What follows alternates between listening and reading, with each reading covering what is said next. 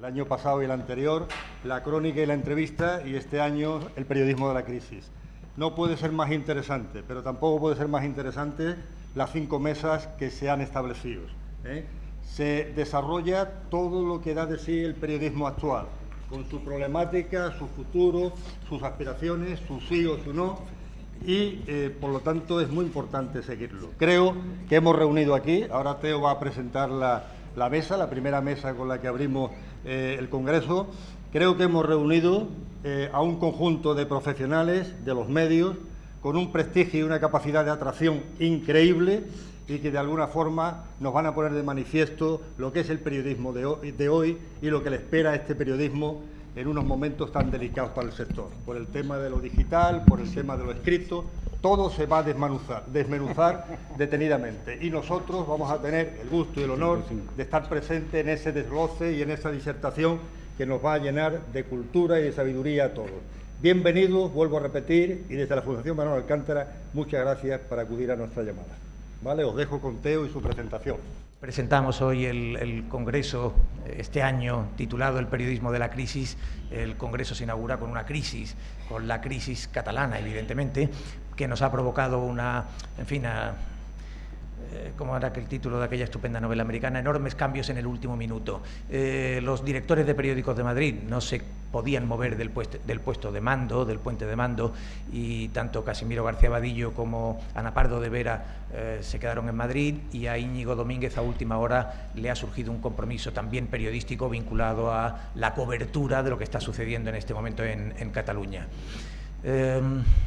Bueno, esto ha cambiado en alguna medida el programa. Yo, igual que hay que tener fe en las erratas, hay que tener fe en los cambios, y tenemos la suerte de que se incorporan a esta mesa Javier Caraballo y Magdalena Trillo, además de Gumersindo Lafuente y Enrique González, que estaban en el programa.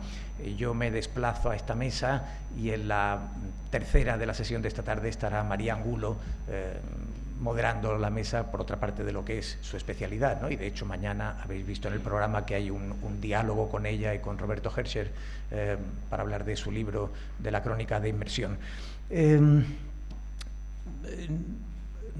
Más allá de comentaros estas incidencias, el periodismo de la crisis es evidentemente un título lo suficientemente amplio para permitir estas 5 mesas y otras muchas.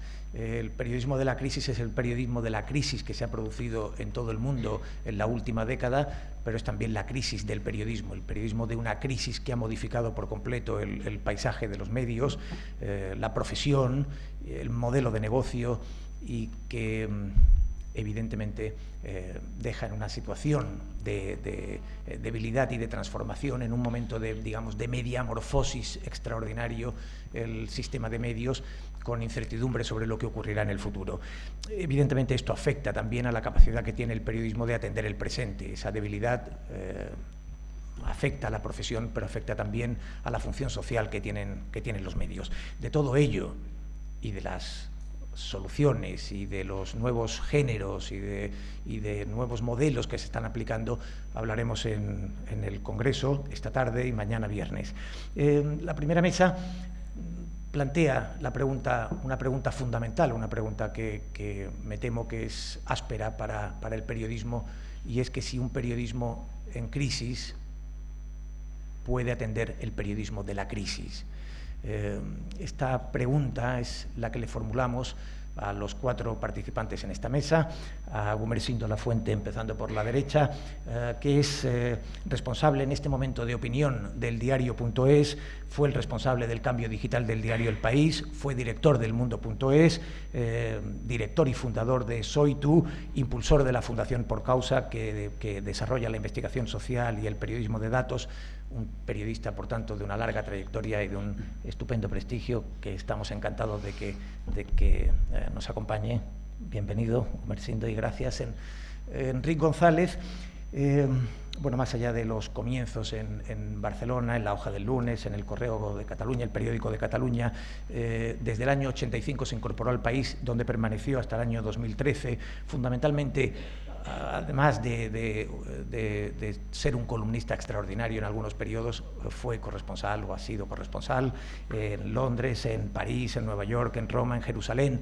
En muchos casos sus estancias luego se han proyectado en libros extraordinarios en sus historias de Londres o de Nueva York, en fin, libros muy recomendables por otra parte. Desde el año 2013 les decía que deja el país, se incorpora al Mundo, escribe también en Jotdown, en Alternativa Económica, en fin, es un periodista muy reconocido y premiado, si no recuerdo mal, tiene el Cuco Cerecedo, el Ciudad de Barcelona, el Cirilo Rodríguez, en fin, algunos de los premios más importantes del periodismo. Bienvenido, Enric, y gracias.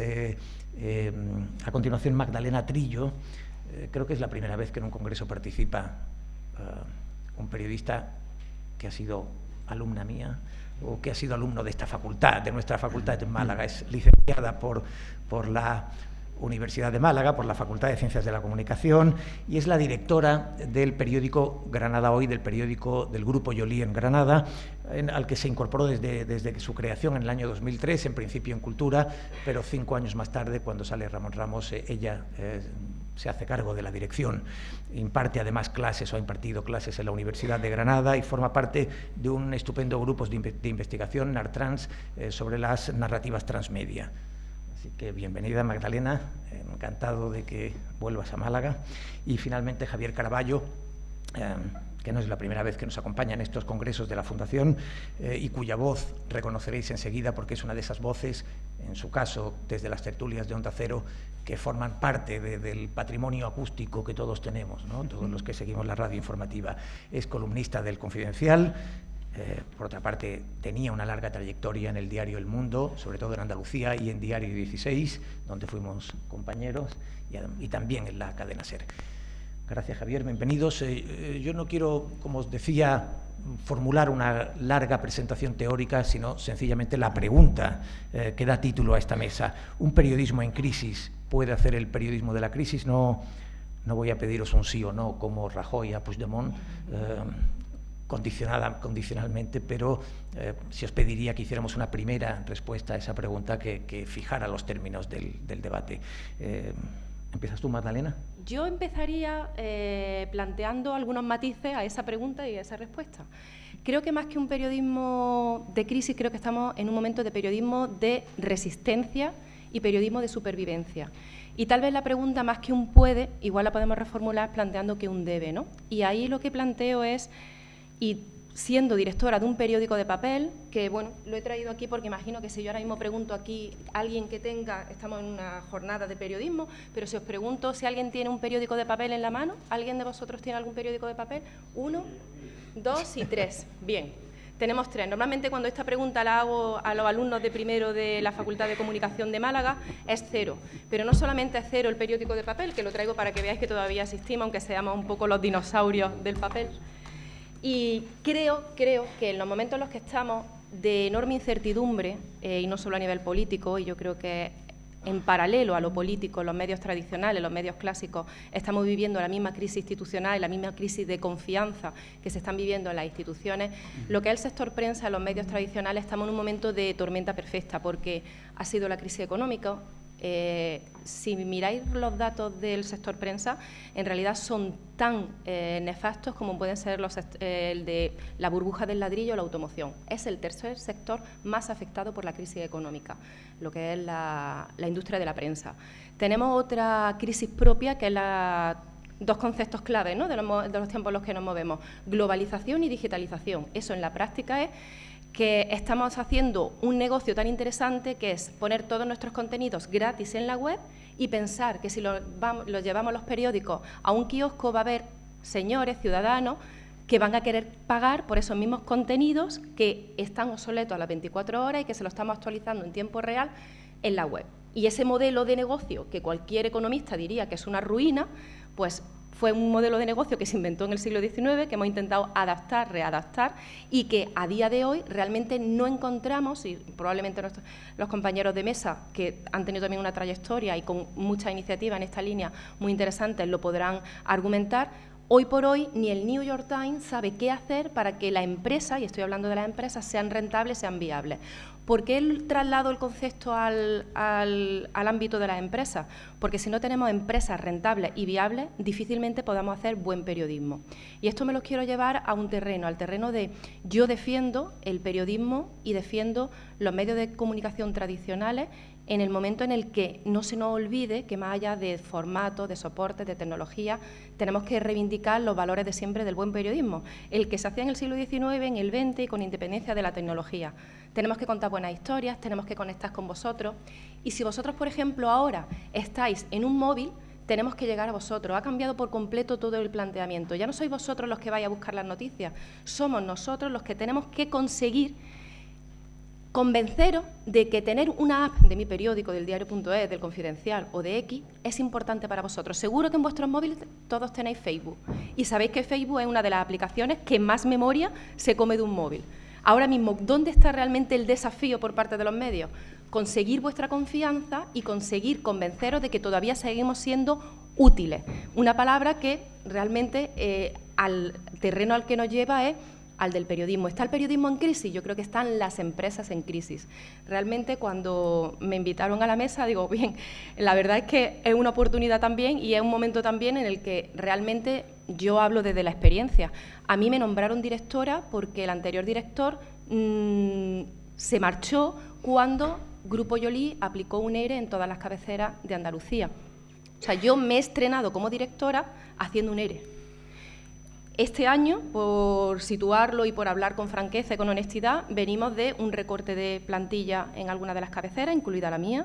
Venimos del cierre de lo que ha sido el germen de Grupo Yolí, que es Ingrasa, que es la imprenta que en el siglo XIX se puso en marcha y que fue el origen, y es un camino de readaptación y de transformación tremendo y muy complejo. ¿Verdad? Decía que era una pregunta áspera, ¿no? Creo que es el término, es una pregunta áspera, una pregunta dolorosa y una pregunta a la que yo una respuesta clara de hacia dónde vamos no lo sé, pero sí sé algo, es que nunca se ha consumido más información que ahora, nunca ha habido más desinformación que ahora, y yo creo que si los medios somos capaces de recuperar la confianza de los lectores y de encontrar y de adaptarnos a esas nuevas formas de consumo, creo que tenemos una esperanza. Entonces yo le daría la vuelta a la pregunta y diría, no es que podamos, es que debemos, y lo que hay es una oportunidad de, hemos vivido unos años en paralelo al boom del ladrillo muy tranquilo, probablemente con mucha connivencia con el poder económico, político, institucional, pero yo creo que si hay una señal de los nuevos tiempos ahora es que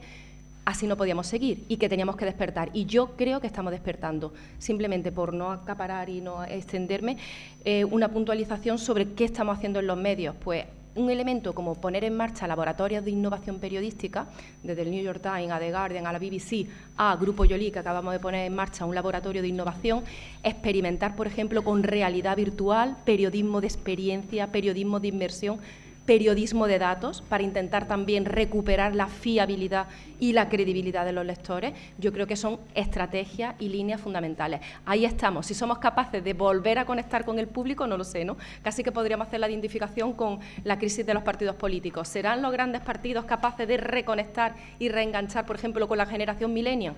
Pues es un desafío tremendo, ¿no? Pero yo sí diría que al menos los que estamos trabajando en los medios somos periodistas, nos sentimos periodistas, sentimos que es una profesión de vocación y estamos ahí realmente porque nos lo creemos, ¿no? La pregunta es si somos capaces de contagiarlo, ¿no? A mí me preocupó mucho hace unos años, cuando empezó la crisis del periodismo, que es anterior a la crisis económica. Me preocupaba mucho el ver que estaba cambiando el ecosistema de los medios en todo el mundo, empujado por una nueva tecnología que no habíamos elegido, pero que sin embargo nos cambiaba de una manera radical el terreno de juego, tanto en nuestra actividad periodística como en el modelo de negocio. Y curiosamente, los periodistas fuimos los que más tarde y los que peor supimos interpretar lo que estaba pasando. O sea, aquellos que nos dedicábamos a contar lo que estaba ocurriendo, en muy poca medida fuimos capaces de contar lo que nos estaba ocurriendo. O sea, no solo no estábamos probablemente respondiendo suficientemente a las cosas que ocurrían fuera, que ocurrían en la política, que ocurrían en la economía, que ocurrían estaban ocurriendo, porque luego nos enteramos de que estaban ocurriendo, nos enteramos de que había mucha corrupción, de que había mucha burbuja, de que los políticos hacían cosas que no era para lo que les habíamos elegido, ¿no? Nos enteramos sorprendentemente, o por lo menos lo contamos sorprendentemente, casi al mismo tiempo que se enteraban los ciudadanos, y se suponía que nuestro trabajo consistía en otra cosa. Bueno, pues no solo no supimos contar eso, sino que tampoco fuimos capaces de asumir que esta nueva tecnología estaba poniendo a nuestro oficio en un escenario nuevo. No solo no lo supimos asumir, sino que en un porcentaje muy alto fuimos reacios a tomar conciencia y a encabezar ese cambio. Eso quiere decir que tengo una visión, bueno, realmente pesimista, se podría decir. Bueno, afortunadamente creo que estamos reaccionando, o por lo menos en cierta medida hay un tipo de periodismo que está reaccionando a esa situación. Hay otro que no, que sigue amarrado a las antiguas maneras de hacer y maneras de sostener el periodismo. Y claro, el periodismo que se sostiene desde mundos económicos poco transparentes, el periodismo que pervive atado a ingresos poco confesables, el periodismo que depende para pagar los salarios del beneplácito del poder, es un periodismo que no tiene ninguna independencia y que no puede aspirar a tener ninguna credibilidad. Si el periodismo lo paga el poder, ¿cómo va a controlar el periodismo al poder?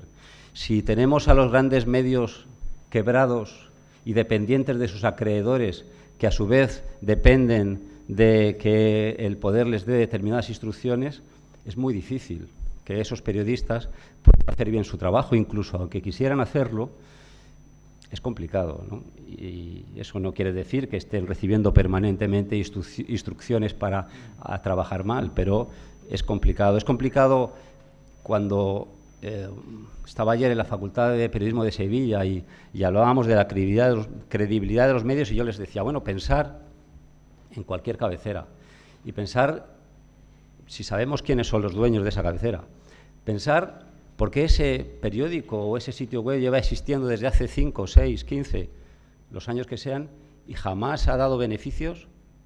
¿Cómo es posible que siga existiendo?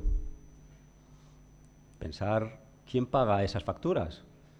¿Ese periodismo es creíble? ¿Ese periodismo es independiente? ¿Ese periodismo puede hacer algún tipo de control del poder? Entonces yo creo que estamos ante un nuevo escenario en el que en realidad obviamente da, según mi punto de vista, igual. Yo ya no hablo de medios viejos, medios nuevos, ni periodismo digital, periodismo tradicional, ni el papel, ni el internet. A mí el papel, que siempre me ha parecido bonito, interesante, y yo he trabajado por mi experiencia muchos años en el papel, en realidad me da lo mismo. Lo que me importa es buen periodismo o mal periodismo. Lo que me importa es periodismo creíble o periodismo increíble. Lo que me preocupa es que el periodismo se está trasladando al mundo del espectáculo. Como supongo que vosotros sabéis, lo que me preocupa es que el periodismo se entregue a la viralidad. Lo que me preocupa es que se manipulen los datos de las audiencias. En realidad no es tan difícil discernir lo que es creíble de lo que no. Y yo creo que, bueno, los periodistas que creamos que nuestro oficio merece la pena, que estemos convencidos de que nuestro oficio, independientemente de que trabajemos en un medio privado o público, siempre es un trabajo de servicio público, y por lo tanto yo llevo 30 años diciendo lo mismo. Nuestro contrato es antes con nuestros lectores que con nuestras empresas. Eso a veces supone que nos despiden. Bueno, a veces merece la pena ser despedido.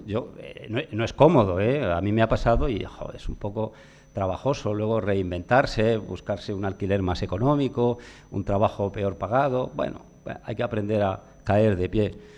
Bueno, a mí es el periodismo que me interesa y el periodismo que me gusta. No somos héroes, yo no soy ningún héroe, soy un trabajador normal y corriente que me he ganado bien la vida y, bueno, estamos sometidos a cometer errores, estamos sometidos a mucha presión en este momento. Las estructuras periodísticas que merecen la pena hoy tienen que ser extremadamente ligeras y los periodistas tenemos que estar dispuestos a ganar menos dinero del que ganábamos a cambio de tener más independencia. A mí ese negocio me interesa, a mí ese negocio me compensa. Yo prefiero vivir sin ningún lujo y poder trabajar tranquilamente. Y prefiero trabajar en un sitio en el que las cuentas estén claras.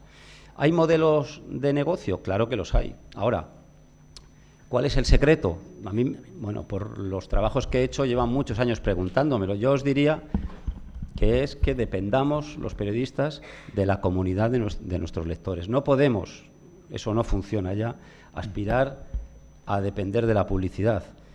No es algo en realidad nuevo. O sea, si miráis en la historia del periodismo y de los negocios periodísticos no especulativos, un periódico siempre hacía porque había un editor que decidía lanzarlo, porque tenía un mensaje probablemente interesado que lanzara a esa sociedad, pero también porque conseguía generar una comunidad de personas que estaban dispuestas a pagar por ese periódico.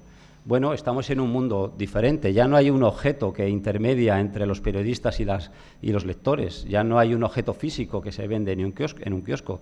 Es más interesante el reto que tenemos por delante, porque estamos vendiendo la pura información, no hay algo material entre medias. Y a lo que yo creo que tenemos que aspirar es a convertir esto en un... Sí, bueno, en que los receptores de esa información que queremos que sea de calidad estén de alguna manera dispuestos a pagar por ella. De la publicidad solo es imposible vivir. Yo también os digo, empezaría a desconfiar bastante de los medios que sobrevivan de la publicidad. Es un poco atrevido decir esto, pero yo empezaría a desconfiar. ¿Por qué? Porque hoy en día, al haber perdido el monopolio de la intermediación, tanto en la emisión de información como en la intermediación publicitaria, ya competimos como uno más en un gran universo en el que estamos siempre en desventaja con Facebook, en desventaja con Google, en desventaja con Twitter. Y es imposible, no hay un modelo de negocio dependiente exclusivamente de la publicidad. En la empresa tradicional de los medios, los periódicos impresos dependían básicamente en casi todos un 70% de la publicidad, un 30% del precio de la portada del periódico. Bueno, se intentó trasladar ese modelo a Internet y no funciona así. El modelo de Internet, según mi criterio, y me atrevo a decir una previsión, es al contrario. Un 70% lo van a pagar directamente los lectores y tendremos un 30% de publicidad. Bueno, obviamente es muy aventurado decir esto, es una aproximación, igual estamos en un 25, en vez de en un 70-30, en un 25-75 o en un 35-65, pero por ahí van a ir los tiros. Bueno, yo ahora trabajo en el diario.es y ahí estamos. Tenemos ya casi 22.000 socios, que son, creo, muchos, y además lo más mágico del asunto es que pagan para que otros puedan leer el diario.es. Eso es lo bonito, es lo emocionante, es lo que nos alienta. O sea, no pagan para leerlo ellos solos, porque el diario.es es en abierto. Ellos pagan, no pagan mucho, cada uno de ellos, pero pagan suficiente para leerlo ellos y para que ese medio exista y lo puedan leer otros. O sea, ese es el fenómeno que yo creo que va a empezar a funcionar. Pero claro, para que eso funcione, los medios tienen que encontrar su comunidad, o sea, tienen que merecerlo. Eso no quiere decir que tengamos que trabajar al dictado de nuestros socios o de nuestros lectores. Eso tampoco funciona. Pero sí que nos ganemos la suficiente credibilidad como para que ellos, aunque no estén siempre de acuerdo con lo que hacemos, nos respeten y consideren que somos necesarios. Y en ese momento las cosas pueden empezar a funcionar. Ahora, ¿pueden sobrevivir todos los medios que ahora existen? Pues sobrevivirán los que se lo merezcan. Incluso morirán algunos que se lo merezcan también. Y lamentablemente sobrevivirán algunos que no se lo merezcan. Pero esa es la historia de la humanidad, no es diferente en el periodismo a otros mundos. La pregunta de la crisis del periodismo es que yo empezaría por decir, ¿pero qué crisis? Porque yo creo que el periodismo está azotado por varias crisis. Voy a intentar ser esquemático. Yo creo que tenemos una crisis económica muy importante, hay una crisis tecnológica muy importante y también una crisis social. La crisis económica se ha esbozado más o menos. ¿Qué ocurre? El mercado, el negocio del periodismo clásico que hemos conocido casi todos, vosotros sois más jóvenes, pero el periodismo clásico se cayó. Con la crisis económica, pues los patrocinadores se fueron de los periódicos y el negocio empezó a tambalearse. Eso coincide con otra crisis, pero eso sucedió fundamentalmente. no en España, sino en todo el mundo. La crisis económica hizo que aquellas personas que sustentaban a los periódicos, los patrocinadores, fundamentalmente en muchos casos las constructoras, pues se fueron al garete y ya no invertían en publicidad. Ese era el sustento de los periódicos fundamental. ¿Por qué? Porque España, y sobre todo Andalucía, es un país con unos niveles de lectura, ha sido siempre ínfimos comparados con otros. El negocio fundamental estaba en los patrocinadores. Eso se cayó y entonces, ¿qué provoca? Provoca dos cosas. Primero, hay una precariedad en el empleo, una precariedad muy importante. Y los periodistas, pues, no solamente tienen mucho trabajo para encontrar un empleo, sino que además empiezan a cobrar sueldo de subsistencia. Yo conozco en la actualidad muchos redactores de medios muy importantes que su salario es 800 euros al mes. Si nos estamos planteando aquí la independencia del periodismo, la capacidad del periodista para investigar, lo primero que te tiene planteado, oye, 800 euros. Con 800 euros, ¿qué posibilidad tiene nadie? Y además pluriempleado, haciendo varias cosas. ¿Qué posibilidad tiene nadie de investigar? Cuando se caen los patrocinadores privados, ocurre otra cosa, que la presencia de las instituciones como patrocinadores de los medios de comunicación se hace fundamental. Es decir, si no te patrocina una institución, tú no puedes seguir viviendo, porque ya no tienes posibilidad de recurrir a anunciantes privados. No hay ni un solo, que yo recuerde, partido político inocente en esto. Cuando un partido político mete dinero en un medio de comunicación, subliminalmente o de forma explícita, lo que exige es que ese medio de comunicación sea por lo menos amable. El periodismo amable no puede existir. Tú no puedes estar patrocinado, por ejemplo, aquí por la Junta de Andalucía o en Madrid por el gobierno del Partido Popular y ser un medio crítico con quien te está financiando. Esa es la primera crisis, la crisis económica. La crisis tecnológica, que también ha coincidido con la crisis económica. La crisis tecnológica es algo que se venía a venir ya por todas partes. El papel ha caído. Ya la gente no compra un periódico de papel, en su mayoría. Hay quien sigue comprándolo y terminará como los discos de vinilo, muy venerados por todos. Pero ya tenemos que reconocer que la inmensa mayoría se informa a través de las redes sociales. A los periódicos les ha llegado las dos crisis de golpe. Al mismo tiempo que se caían los patrocinadores, resulta que los lectores, los pocos lectores que tenías en España, empiezan a caerse porque se informan ya a través del teléfono. Eso es fundamental también. Una crisis, pero esta es una crisis de evolución. Yo creo que de la misma forma que la gente se habitúa al papel, pues se habitúa a las redes sociales y se informa por ahí. Y la tercera crisis, que a mi juicio la más preocupante, la que me desconcierta a mí más, que es una crisis social. José Antonio Marina, dice que en estos tiempos existe lo que él denomina un síndrome de inmunodeficiencia social, en el que lo fundamental es que a las personas les parece más importante su criterio que el hecho objetivo. La tolerancia a la mentira, en esta época que vivimos, se ha incrementado, pero se ha puesto por encima incluso de los hechos objetivos. Esto es lo que de alguna forma nos lleva al fenómeno de la posverdad. Entonces, como medio de comunicación, competir en una sociedad en la que su percepción personal o los fakes que le puedan llegar en redes sociales son más importantes, más creíbles que aquello que está viendo, es muy complicado. Pero esto lo estamos viviendo. Y el fenómeno de la posverdad que se da en Estados Unidos, podemos irnos otra vez a Cataluña, ¿no? ¿Cómo es posible que toda esta gente esté pensando esto cuando es evidente que no es así? Pues existe por ese síndrome que define Marina. Al final de todo esto, a lo que podemos llegar a la conclusión de que el periodismo está atravesando una especie de tormenta perfecta. He estado buscando, pero no encuentro beneficios de una tormenta perfecta. No lo he encontrado. los habrá. Siempre hay, que dicen, en los mercados suben, siempre hay alguien que las tormentas perfectas la utiliza. Pero yo quiero pensar que al final de todo esto, el producto resultante será más estable que el tiempo que nos ha tocado vivir y que habrá un producto resultante. ¿Por qué lo creo? A ver, porque a mi juicio el periodismo obedece a una necesidad del hombre, una necesidad de información. Nosotros necesitamos informarnos y los periodistas son los que proporcionan esa información.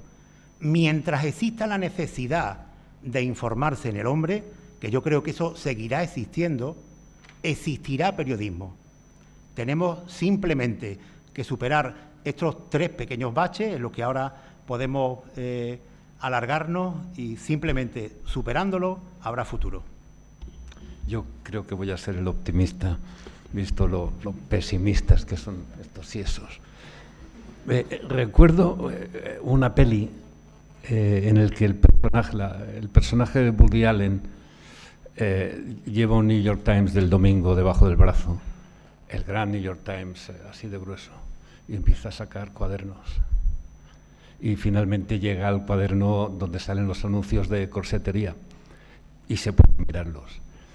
La información nunca ha sido negocio, nunca lo será. Esa es.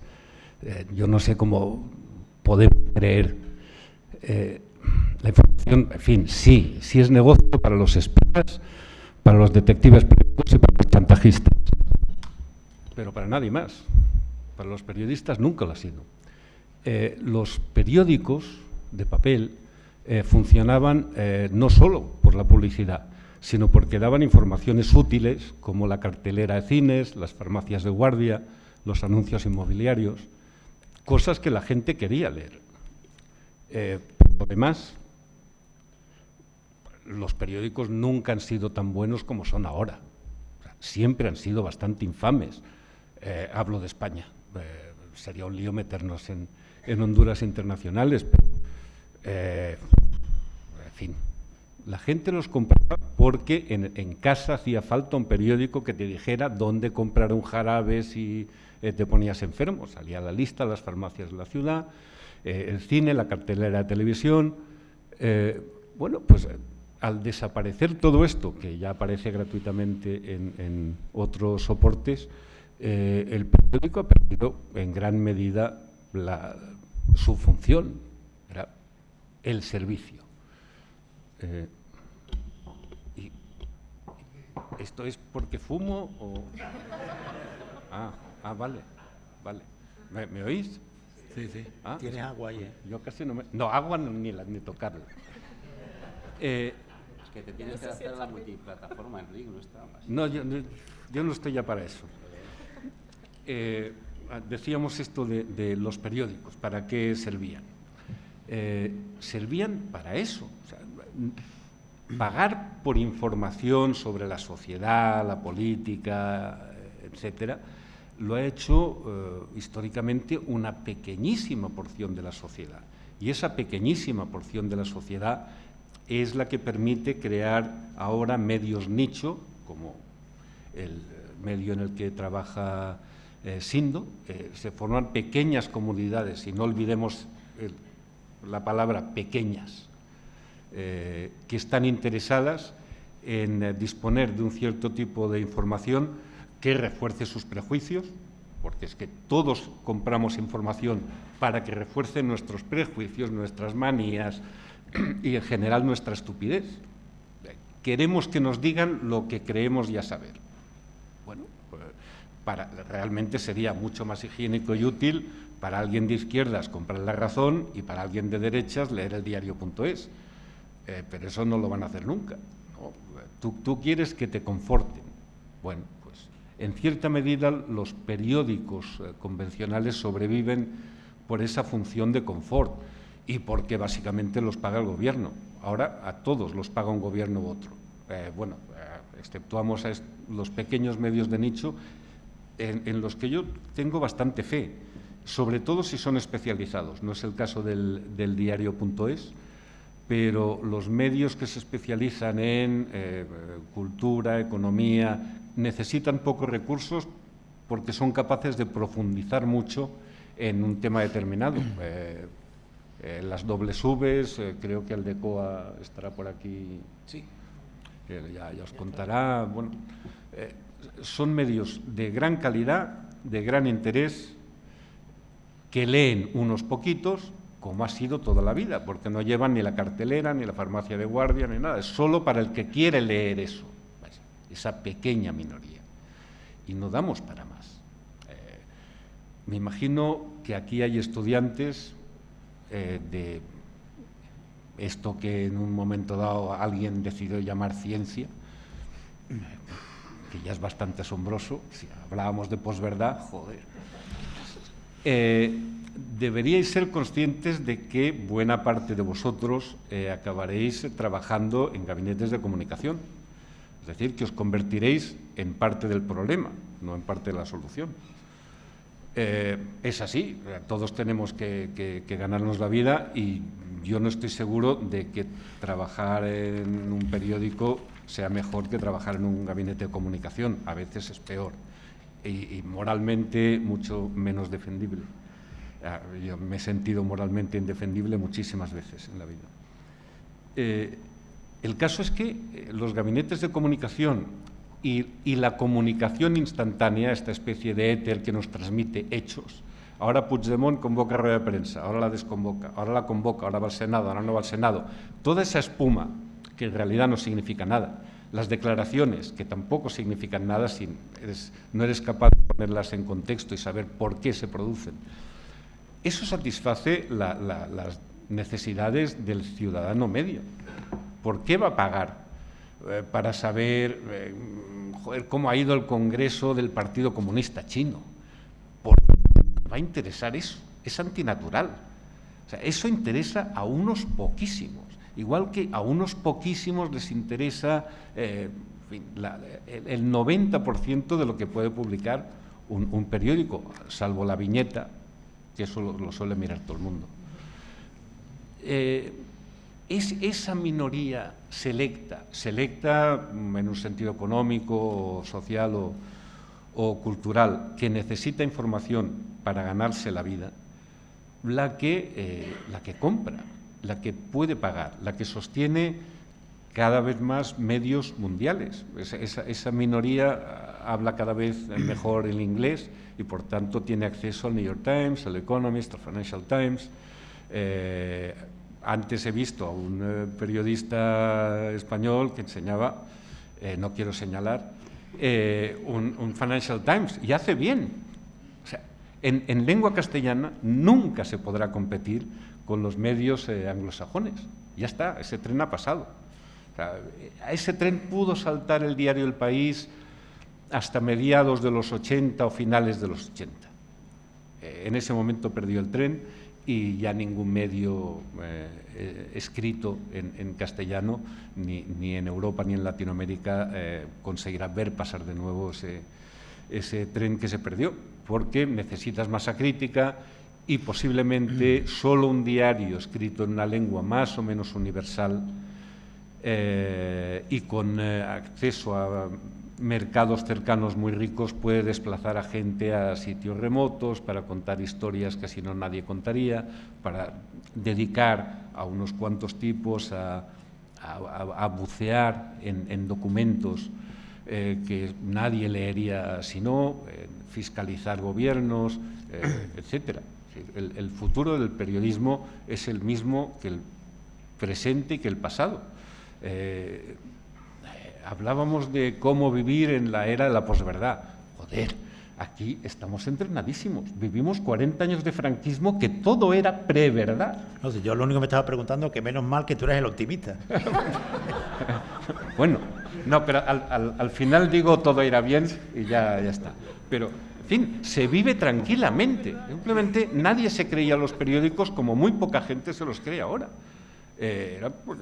Adivinabas qué quería decir el periodista en ese párrafo extraño, por qué empieza así, tal, esa cosa que llamamos leer entre líneas, y atribuíamos a los textos unas intenciones que no tenían en realidad. O sea, la gente salvaba el culo, escribía lo que tenía que escribir para llenar la página y no meterse en problemas. Pero nosotros siempre buscamos, y ese punto y aparte. O sea, nos habíamos convertido todos en pequeños Léo-Strauss, maestros de la lectura secundaria, que en realidad interpretábamos la nada.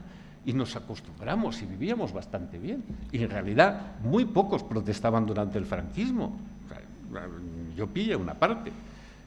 Y en contra había unos cuantos al final. Y poquísimos durante los primeros 30 años, porque muchos estaban muertos o muy escarmentados y porque los otros ya se ganaban la vida. O sea, las sociedades son extremadamente previsibles y conformistas. Salvo, vale, yo soy catalán, así que vale, hay que reconocer que de vez en cuando hay sociedades que tienen crisis de narcisismo adolescente, explicables por esa condición tan rara de ser nación y no Estado, y entonces quieren que las miren. Y, bueno, pues cuando tienes 15 años pasan esas cosas. Y quizá algún día se cure, aunque nosotros no lo veremos. Ahora es el momento en que tengo que decir, pero todo irá bien y algún día estaremos mucho más contentos. Bueno, después de la lección del optimista, si hay un motivo para el optimismo. Yo solamente había visto a los alumnos consultar el teléfono cuando en un partido del Mundialito que coincidía en horario de clases querían ver cómo iba el equipo de fútbol. Creo que muchos estaban mirando qué estaba pasando en Cataluña y para el que no lo ha visto, en cualquier caso, Puigdemont ha dicho que no convoca elecciones. Pero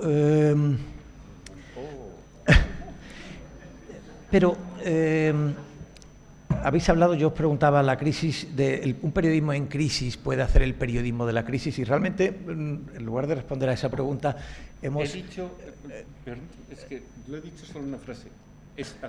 Ahora en España se hace el mejor periodismo que se ha hecho en todos los tiempos. El mejor. ¿Y eso te lleva a decir que sí puede hacer la crisis? Que se hace, absolutamente. Y lo hace gente que cobra poco, lo hace gente que trabaja en medios pagados directamente por Presidencia y el Gobierno, lo hace en circunstancias infames. Algunos están en esos pequeños grupos que crean comunidad de lectores, en cualquier situación. O sea, el nivel de calidad es formidable. O sea, yo nunca había conocido tantos buenos periodistas como ahora. Y por supuesto que se está contando la crisis de maravilla. ¿Que no ganemos dinero con ello? Bueno, coño, por eso es la crisis. Pero contarla como nunca. El terreno de juego que antes estaba acotado a muy pocos medios, muy pocas voces, y no había además ninguna capacidad de las audiencias de replicar a esas voces, ahora es totalmente diferente. Ahora el control que las audiencias hacen de lo que hacemos los periodistas es brutal, es demoledor, y hay una multiplicidad de medios. Incluso es verdad, hay medios que aparentemente deberían estar más controlados, en los que hay de alguna manera fugas, y claro que se hace mejor periodismo. Y claro que la nostalgia, porque hay también nostálgicos que quieren mirar hacia atrás y dicen, no, es que cuando te vas a las hemerotecas y ves lo que se hacía antes, casi siempre te decepciona. O sea, bueno, lógicamente hay siempre genialidades, pero normalmente si de verdad miras un periódico de hace 30, de hace 20, y ya no digamos si es de la época de la anterior a la democracia, pues decepciona, porque efectivamente era un periodismo tremendamente gris comparado con la que hay ahora y la enorme oportunidad que hay ahora de contar las cosas. Ahora, lo que tenemos es mucha información, y ahora son las que tienen que filtrar esa información y llegar a esas versiones interesantes o alimenticias de lo que está ocurriendo. Pero yo creo que los lectores también están aprendiendo, y desde luego estamos en un escenario nuevo. Claro que se accede a la información de manera diferente, pero eso es lo normal. Es que no podemos pensar que las cabeceras tradicionales pues su prestigio, y ahora pues efectivamente hay desde medios hasta personas individuales que tienen más credibilidad que una cabecera de un gran medio. Están surgiendo simultáneamente muchas nuevas oportunidades de obtener información. Y bueno, las cosas se irán depurando, nos iremos acostumbrando a consumir la información de otra manera. Y bueno, pues ya no son las marcas, a veces son las plataformas, a veces son las personas. Bueno, estamos en un ecosistema totalmente diferente y yo creo que es bueno en ese sentido, aunque el mensaje supuestamente optimista de Enric al final siempre acaba siendo un poco optimista. Yo creo que efectivamente las oportunidades las hay y bueno, aunque de momento no convoca elecciones, hay que esperar, porque a lo mejor luego dentro de 2 horas las convoca.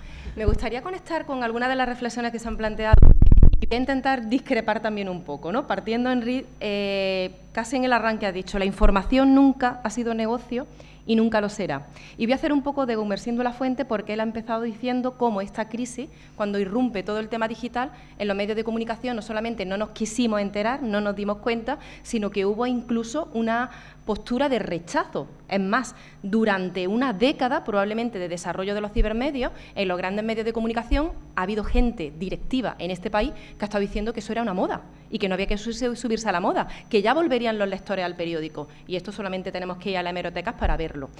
Sin embargo, en el momento en el que estamos hoy, es una inquietud o una preocupación que yo tengo, y no sé si la compartís vosotros, lo que yo creo que no está pasando a los medios de comunicación, lo que sería la industria del mass media tradicional, es que no ha pasado por delante las grandes plataformas de información. Estoy hablando de Google, estoy hablando de Facebook, estoy hablando de Amazon, estoy hablando de Silicon Valley, que ellos se han sido capaces de hacer negocio con la mercancía que supone la información y, ojo, con la mercancía que todos nosotros acabamos siendo en el circuito de la información, porque ellos no hacen su negocio gracias a la información que cogen de los periódicos que nosotros ponemos todo gratis, sino que ¿cuál es el principal valor que utilizan todas estas grandes compañías tecnológicas? La información que tienen de todos nosotros. Los periódicos nunca, los medios de comunicación, nunca hemos sabido realmente quiénes son nuestros lectores. Hemos tenido que encargar encuestas para hacer sondeos, para saber más o menos cuál es el perfil del lector de Granada Hoy, del País, del Diario.es o del Mundo. Sin embargo, Facebook sabe perfectamente, no solamente qué nos gusta, qué nos interesa, dónde estamos, qué queremos comprar, nos pueden dar un periodismo absolutamente a la carta, que nosotros en un periódico generalista, y con esto también un poco con la idea de los medios nicho, ¿no?, y los medios especializados, no somos capaces de llegar. Y hemos dejado que estas grandes compañías se metan de lleno en el negocio de la información y no hemos hecho nada. Con esto un poco con eso, ¿no? Si podemos decir que llevamos 2 décadas de cibermedio, pues estamos como hace 20 años. Nos acaban, el escenario, como decía Gumersindo, ha cambiado, no nos dimos cuenta, no fuimos capaces de anticiparlo, pero es que el problema es que ahora mismo está cambiando a una velocidad de vértigo y tampoco estamos siendo capaces de reaccionar. Esta sería un poco, estos son hechos, ¿no? Pero son hechos que creo que refuerzan esa idea pesimista, pero al mismo tiempo es tan grave lo que estamos viendo, hay tal situación de fake news que incluso se están produciendo cosas interesantes que invitan al optimismo. Y pongo simplemente 2 ejemplos. Uno es todo el periodismo de investigación que se está desarrollando a nivel mundial, global, con, por ejemplo, la puesta en marcha del Consorcio Internacional de Periodistas de Investigación. 200 periodistas de 70 países colaborando. Por primera vez en la historia del periodismo, los medios no estamos compitiendo, sino que estamos colaborando y nos ponemos de acuerdo no para pisar el tema al de al lado, que a eso es lo que nos hemos dedicado, sino para decidir que cada uno lo trabaje, porque no somos capaces de enfrentarnos independientemente a lo que supone el volumen de información del Big Data y ponernos de acuerdo en publicar cada uno las informaciones un día a una hora en un momento determinado. Aquí en España, por ejemplo, hay medios que forman parte de este consorcio internacional. Pongamos el caso de, esto se despierta con el caso de Wikileaks. ¿Qué es lo que supone Wikileaks realmente para la información? Que las filtraciones empezamos a no demonizarlas. Es que ser soplón, el anonimato, el poner en la pista de una información que merece ser contada, de un escándalo, de una corrupción, de eso es importante y todos nosotros podemos colaborar. Fijaros que le he dado la vuelta al concepto de periodismo ciudadano, ¿no? De que cualquiera de nosotros con un teléfono móvil ya podemos ser periodistas. No, pero sí podemos colaborar para hacer buen periodista.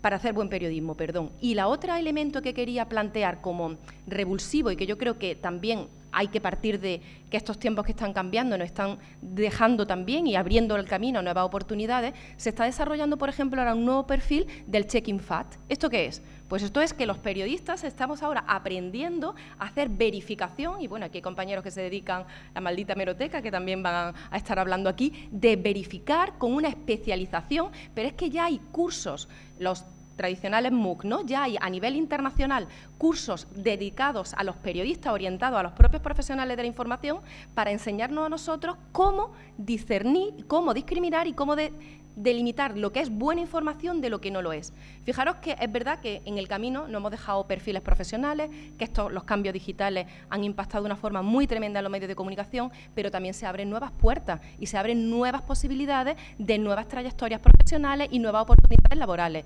Lo digo por la idea de, bien, estamos en un periodismo de crisis, pero también estamos en un periodismo que nos está abriendo nuevas posibilidades. La pregunta es si tenemos los ojos bien abiertos, tenemos también la valentía para dar el paso y arriesgarnos, ¿no? Porque yo lo que sí que tengo claro es que si hay algo que está en el ADN del periodismo es el ensayo-error.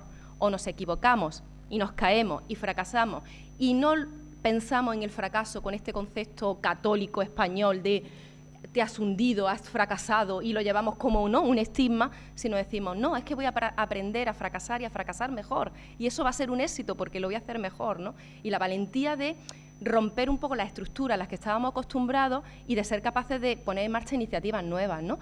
Hace 20 años, cuando yo estudiaba en la facultad, a nadie se le ocurría decir que podía poner en marcha una cooperativa de periodistas y hacer un periodismo independiente, periodismo alternativo. Hoy, muchos de los que se están abriendo camino están haciendo un periodismo de calidad, especializado. Por ejemplo, os pongo un caso. Periodismo de realidad virtual, de inversión. Se están empezando a crear, los medios no tenemos ni capacidad técnica, ni de recursos, ni de formación para afrontar ese desafío, pero es algo que está ahí. ¿Qué es lo que están haciendo? La gente se está uniendo, están creando como pequeñas productoras que empiezan a desarrollar contenidos periodísticos de realidad virtual, por ejemplo, para Associated Press. Esta mañana estaba viendo una entrevista a una chica que es freelance, que lo que se dedica a hacer a los montajes para productos específicos para realidad virtual. ¿Sabéis cuál es la última promoción que ha hecho el New York Times? No es cubertería, ni mantas, ni cosas de este tipo. Son gafas de 3D para los lectores y acaban de poner en marcha una aplicación para móvil con el compromiso de que haya al menos un vídeo diario en tecnología 360 grados. Bueno, eso está ahí, es una oportunidad, hay que ser valiente, no sabemos si ahí está el negocio, pero por lo menos son puertas que se van abriendo y esperanza, yo creo que desde el punto de vista de lo que estamos hablando, que al final con realidad virtual o en 2D o en 3D tenemos que tener una historia, una buena historia que contar, y yo creo que si no perdemos de perspectiva el horizonte de lo que somos, sí que hay un recorrido, ¿no? Hubo hace unos meses un congreso de periodistas digitales, no sé si fue en Zaragoza o así, y a mí lo que me gustó de ese congreso fue el chiste final, porque hicieron un chiste al final que lo resumía todo. Dijo un tipo allí, el periodismo ya no es lo que era y antes todo esto era campo, que es algo que decimos habitualmente cuando llegamos a una ciudad y nos parece que todo cambia y que ya nada puede volver. Yo creo, por lo que decía antes, por esa afirmación de antes, de que el periodismo existirá mientras exista la necesidad del hombre de ser informado, por esa creencia que yo tengo, lo que yo contemplo de la actualidad es que hay una transformación progresiva de los medios en los que antes nos informábamos y en los que nos estamos informando ahora y nos informaremos en el futuro. Yo no demonizo el mercado. Si hay un medio de comunicación que tiene anunciantes, bienvenido sea. El problema es que esos anunciantes te condicionen, pero eso lo hace fundamentalmente cuando vienen del gobierno, cuando te patrocina una constructora o unos grandes supermercados y tal. Los condicionantes también dependen del director del medio en sí, de lo que signifique ese comerciante para el conjunto del periódico. Yo, sinceramente, en los medios de comunicación en los que he estado, y he estado en más de uno, a mí nadie me ha dicho tienes que escribir esto o no escribas eso. No me ha ocurrido. Y puede parecer... Y yo siempre he estado en medios comerciales, nunca en medios... Nunca. Y en algunos charcos me he metido, en algunos. Yo estoy ahora en El Confidencial, que es el primer medio digital nativo y tiene una difusión extraordinaria. Y termina todos los años con beneficios. Y tiene anunciantes, tiene una plantilla adecuada al negocio de Internet. ¿Qué es lo que está ocurriendo? Pues que hay muchos periódicos que vienen de una plataforma de papel que al adaptarse al mundo digital, que requiere muchos menos trabajadores, pues les cuesta, y porque arrastran una losa muy grande. En el periódico en el que yo estoy, El Confidencial, que es nacido en Internet y dimensionado para el negocio que tiene, pues tendrá 130, 150 trabajadores, tiene anunciantes y cierra todos los años con beneficio. Y yo creo que El Confidencial en algunos charcos se mete. O sea que, ¿es posible el futuro? Sí. Pero voy a la pregunta de esta conferencia. ¿Se puede hacer, el periodismo de la crisis puede contar la crisis? Pues aquí ya es que también hay que ser autocríticos. Yo no creo que se esté haciendo ahora el mejor periodismo de España de los últimos años, por lo menos no para decir lo que está ocurriendo en España es extraordinario. No me parece que sea así. Yo veo más bien ejemplos bochornosos que a la prensa nos tendría que hacer reflexionar muy seriamente. Yo veo que en la prensa, bueno, está aparte de lo que decía antes, es inconcebible que un medio de comunicación que tenga redactores a 800 euros pueda pensar tú que ese redactor va a tener independencia para dedicarse un mes a investigar un caso de una administración. Eso, sinceramente, no es posible. Y eso está ocurriendo. La precarización del empleo es un problema muy grave de la prensa en España ahora. Pero luego hay otra tendencia que a mí también me preocupa mucho, que es como el periodismo progresivamente ha ido cayendo en el juego de los partidos políticos, en las banderías. A mí me da vergüenza cuando veo espectáculos que no son debate en televisión o en radio, donde hay supuestos periodistas que lo que hacen es defender la posición de un partido político. Y yo digo, eso a mí me representa, porque no son periodistas. Y sabes tú que ese tío o esa tía, en el debate que esté, siempre va a defender la misma posición. Y eso se está implantando en España al punto de que si salimos a la calle y empezamos a preguntar a la gente a qué periodistas conoce, te dirán algunos de estos. Y a mí eso, que ya digo que es un fenómeno que se está extendiendo, no me parece que sea reflejo de que en España se esté haciendo ahora el mejor periodismo de la historia. En España la prensa necesita urgentemente una reflexión. Y termino con algo que ha ocurrido. Se hablaba aquí del periodismo de investigación. El periodismo de investigación siempre ha sido una especie de bulo. Vamos a ver, el periodismo de investigación, ningún periódico que yo sepa descubre un caso porque alguien se ponga a investigar y lo encuentra. Siempre hay alguien, bueno, tampoco, el Watergate también empezó igual. Siempre hay alguien desde una administración que te cuenta algo y tú a partir de ahí tiras de un hilo.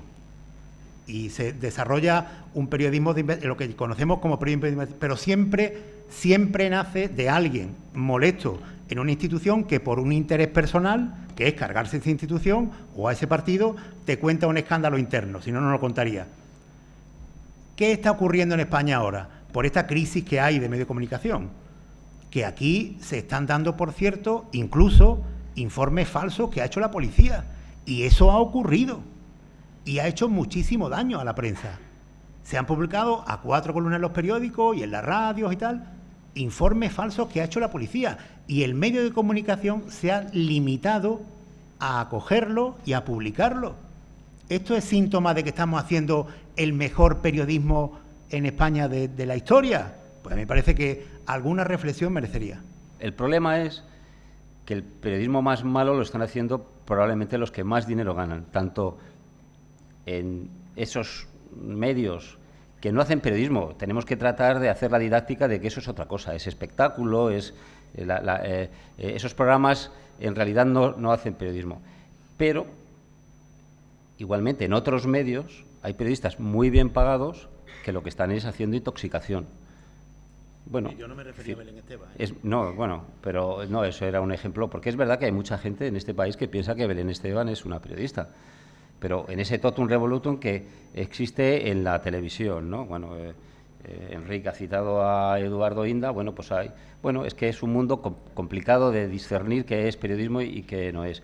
Pero en este momento, claro que se está haciendo, yo creo, muy buen periodismo y muy mal periodismo. Bueno, serán las audiencias las que tienen que decidir. En España no había esta tradición de lo que era el periodismo sensacionalista versus el periodismo serio. Y, sin embargo, ahora hay algún medio esencialmente sensacionalista. Lo que pasa es que, como no estamos acostumbrados a discernir lo que es una cosa de otra, en mercados en los que históricamente ha estado muy claro, en Alemania, en Gran Bretaña, bueno, y cada sector de medios tenía una credibilidad y tenía además un diferente apoyo publicitario, y sin embargo los medios sensacionalistas, sin embargo, siempre eran los que tenían más audiencia, eran mucho más vendidos, y sin embargo, aunque tenían muchísima más audiencia, tenían muchísima menos publicidad.